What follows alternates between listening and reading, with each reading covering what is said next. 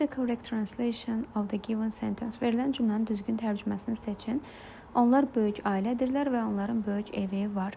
They are a big family and they have a big house. Onlar böyük bir ailədir və onların böyük evi var tərcüməsi A variantında doğru qeyd olunmuşdur.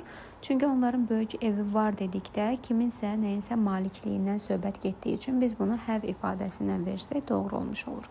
B variantında there is a big family and there is a big house.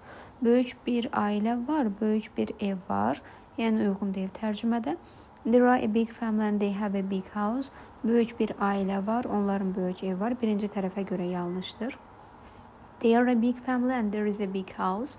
Burada isə ikinci tərəfə görə yanlışdır ki, birinci tərəfdə onlar böyük ailədir, lakin ikinci tərəfdə böyük bir ev var mənasındadır. Halbuki bizə onların böyük ev var ifadəsi lazımdır.